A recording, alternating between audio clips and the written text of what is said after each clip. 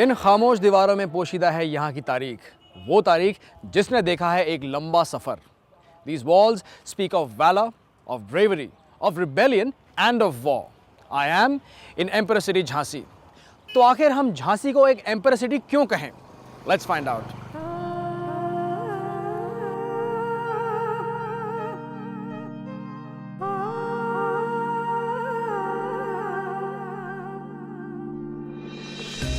Situated on the southwestern fringe of the state of Uttar Pradesh, the city of Jhansi is esteemed to be one of the greatest centers of freedom struggle in India.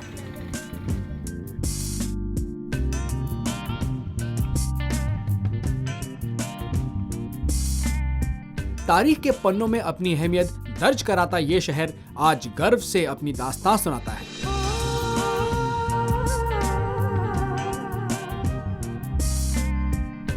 इसके माजी में पोशीदा हैं कई महत्वपूर्ण वीर गाथाएं, जिनको आज यहाँ बच्चा बच्चा फख्र के साथ गुनगुनाता है। आमतौर से बुंदेलखंड कहे जाने वाले इस इलाके की तारीख से कौन वाकिफ नहीं होगा। Every Indian is proud of the patriotism, chivalry and supreme sacrifice of Rani Lakshmi Bai of Jhansi during the freedom struggle of India. चाहे मराठा हो या पेशवा या फिर मुगल, सभी ने दिलचस्पी दिखाई है यहाँ। और आखिर में ब्रिटिश सरकार का दखल भी झांसी के इतिहास में कई पन्ने जोड़ता नजर आता है।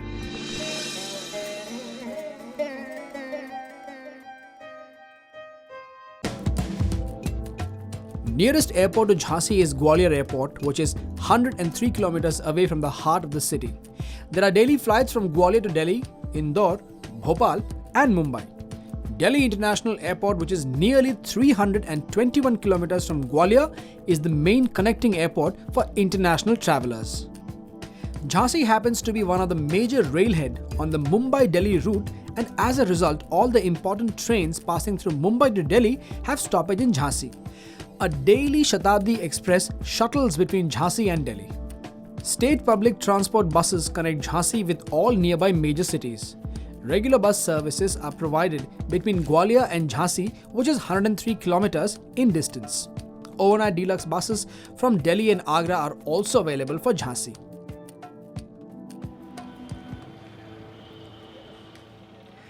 Jhansi was originally called Shankargarh और ये उस वक्त की बात है जब Orchha used to be the capital of Bundelkhand.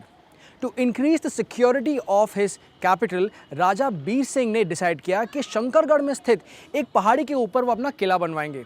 अब कहानी इस प्रकार है कि एक मर्तबा वो अपने महल के छत के ऊपर बैठे हुए थे along with his friend Mughal बादशाह जहांगीर, और बातों बातों में उन्होंने उनसे पूछा कि क्या वो बंगरा हिल के ऊपर मौजूद किले को देख सकते हैं। और इसके जवाब में मुगल बादशाह जहांगीर ने उनको बोला, I can see it, लेकिन Jhansi, which literally means that he could see it in an extremely blurred fashion. वो दिन और आज का दिन, as time rolled on, Jhansi has finally become Jhansi.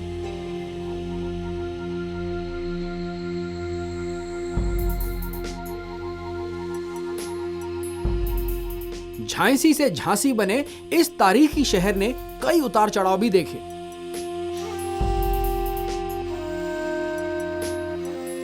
जैसा कि किसी भी एम्पायर सिटी के साथ अमूमन होता भी है, जब हुकूमतें बनती हैं और हुक्मरान अपनी ताकत और कुव्वत को बताना चाहते हैं तो वो निर्माण कराते हैं किलों या महलों का।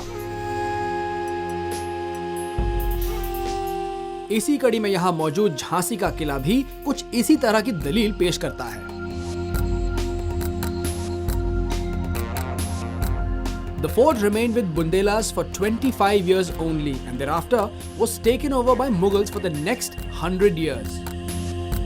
लेकिन ये किला हिंदुस्तान में मौजूद किलों से कुछ जुदा नजर आता है, क्योंकि यहाँ आपको मराठों द्वारा कराई गई तामीर के अलावा ब्रिटिश दौर में हुई कंस्ट्रक्शंस भी देखने को मिलेंगी।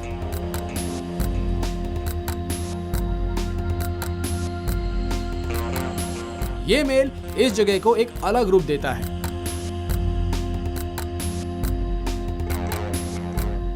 झांसी का ये किला फैला हुआ है 15 एकड़ पर और इसकी लंबाई है 312 मीटर और चौड़ाई 225। On the whole, this is supported by 22 strong supports and it is also supplemented by a colossal wall जिसके दोनों तरफ है खाई यानी मोट। हर साल जनवरी और फरवरी के महीनों में यहाँ झांसी महोत्सव मनाया जाता है और उसके दौरान बड़े बड़े कलाकार यहाँ आते हैं और परफॉर्मेंस देते हैं।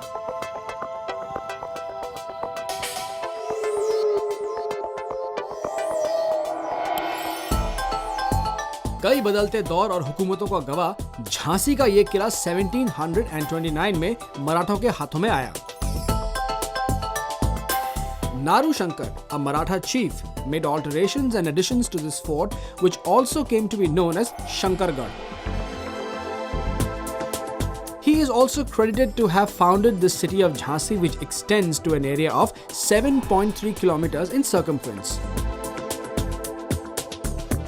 किले के मुख्य द्वार और शहर की तरफ बनी दीवार का निर्माण यहाँ 1796 से 1814 तक राज करने वाले राजा शिवराव भाव ने करवाया।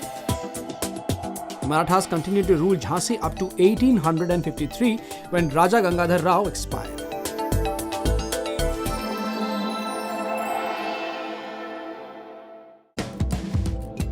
The National Highway Development Project has sparked Jhansi's development.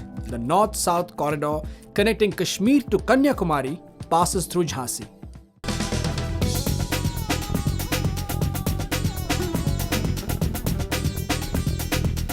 The Mughals were constantly making incursions into Bundelkhand territory और इस परेशानी से जूझने के लिए राजा छत्रसाल ने 1732 में मराठाओं की मदद ली।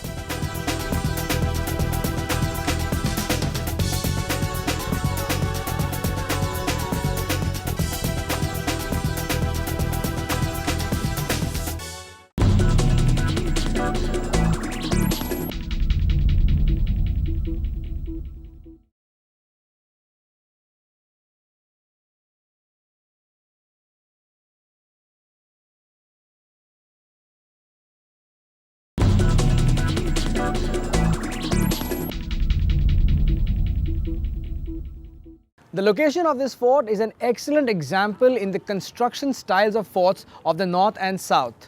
उत्तर भारत के ज़्यादातर किले पहाड़ियों के ऊपर बनाए गए हैं, जबकि दक्षिण भारत के किले समुद्र के तट पर बने हैं।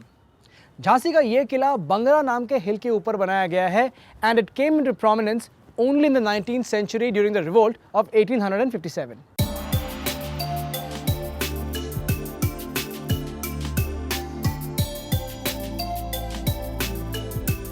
बुंदेलखंड 16 से 18वीं शताब्दी के बीच मुगलों के इख्तियार में रहा।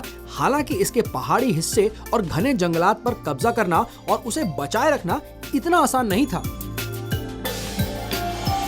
फिर भी अकबर के सिपह सालार और कुछ फौजी टुकड़ियां कालपी के आसपास मौजूद रहीं, ताकि यहां से उन मुश्किल इलाकों पर नजर रखी जा सके। But the Bundela chiefs were in a state of chronic revolt, which culminated in the War of Independence under Raja Chhatrasal. The Mughals were constantly making incursions into Bundelkhand territory और इस परेशानी से जूझने के लिए राजा छत्रसाल ने 1732 में मराठाओं की मदद ली और इसके एवज में उनके इंतकाल के बाद मराठाओं को इस राज्य का 1/3 हिस्सा तोहफे में दे दिया गया। And thereafter, Jhansi was developed by the Marathas. But in the year 1806, the British extended this support and protection to Jhansi. Thereafter, 1817 में the Peshwa of Pune finally ceded all his rights over Jhansi to the British East India Company.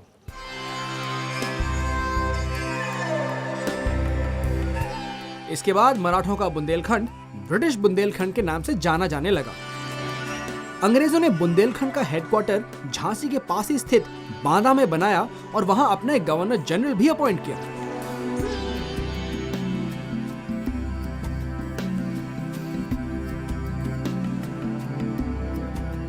हालांकि बाद में इस headquarter को दूसरी जगहों जैसे कालपी और हमीरपुर में भी बनाया गया। बुंदेलखंड अंग्रेजों के लिए हमेशा से आकर्षण का केंद्र रहा था और यही वजह थी कि बाद के दिनों में आहिस्ता आहिस्ता वो यहाँ काबिज भी हुए। After the death of Raja Gangadhar Rao, the Jhansi state, Jalon and Chanderi districts were then formed into superintendency.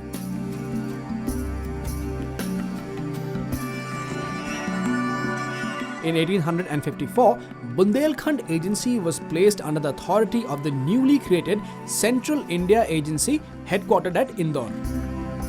1853 में झांसी के राजा बिन औलाद के गुजर गए and following the doctrine of lapse, this area was annexed by the British Indian Governor General. और उसके बाद Jhansi, Jalaun and Chanderi were consolidated into a single superintendency. When Rani Lakshmibai, the widow of the Raja, wanted to adopt a son, उसकी अनुमति उन्हें नहीं दी गई और उसके बाद वो अंग्रेजी हुकूमत के गले का कांटा बन गई।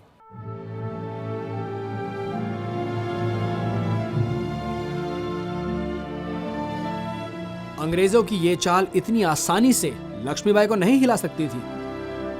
And then this illegal annexation of Jhansi created great discontent among the Maratha and Bundela chiefs of the region, which was further aroused by the freedom struggle waged in 1857. 1857 जून का महीना 12th नेटिव इन्फेंट्री के कुछ सिपाहियों ने मिलकर इस किले पर कब्जा किया और उसके बाद अंग्रेजी गैरिसन ऑफिसर्स पर हल्ला बोल दिया। फलस्वरूप their entire families were slaughtered. इस अपराइजिंग की इनफैक्ट इन क्रांतिकारियों की हेड थी रानी लक्ष्मीबाई, जिन्होंने अंग्रेजी हुकूमत के दांत खट्टे कर दिए। ऑफ कोर्स ऐसी ही एक लड़ाई में अंग्रेजों के खिलाफ लड़ते लड़ते ग्वालियर के करीब वो वीरगति को प्राप्त हो गई। But Jhansi came under British dominion only after November 1858. Much later it was added in United Provinces, जो आज़ादी के बाद बना Uttar Pradesh. On May 10th, 1857, the Indian Rebellion started in Meerut. This began after the rumor that the new bullet casings for the Enfield rifles were coated with pork and beef fat, and unrest began to spread throughout India. यह क्रांति की पहली चिंगारी थी जो मेरठ से उठी थी। ये वक्त न सिर्फ हिंदुस्तानियों के लिए बल्कि अंग्रेजी हुकूमत के लिए भी मुश्किल था। During this chaotic time, the British were forced to focus their attentions elsewhere, and Lakshmibai was essentially left to rule Jhansi alone, leading her troops swiftly and efficiently to quell skirmishes initiated by local princes.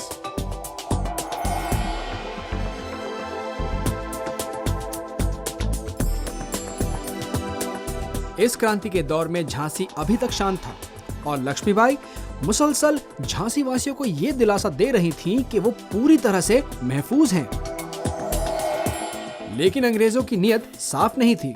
उन्होंने लक्ष्मीबाई के खिलाफ माहौल बनाना शुरू कर दिया।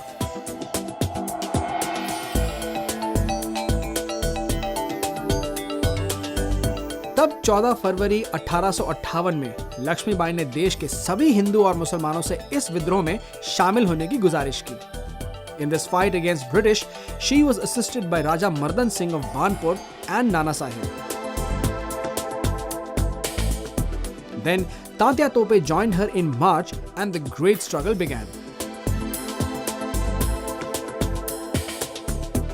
इस पूरे विद्रोह के पीछे प्रेरणा थी आजादी। अब यह लड़ाई सिर्फ बुंदेलखंड की नहीं थी, बल्कि अब मकसद था अंग्रेजों को हिंदुस्तान से खदेड़ना। Rani Lakshmibai prepared her army and, showing exemplary courage, valor and organizing capacity, led her troops from the fort.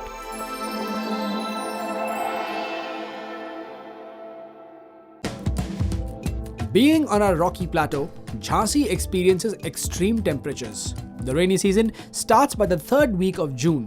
Monsoon rains gradually weaken in September, and the season ends by the last week of the same month.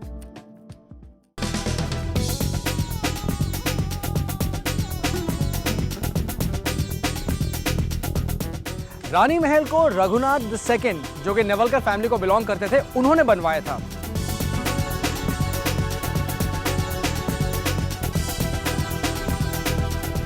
Jhansi से तकरीबन 15 kilometre के दूरी पर मौजूद मध्य प्रदेश के टीकमगढ़ जिले में एक छोटा सा टाउन है जिसका नाम है ओरछा।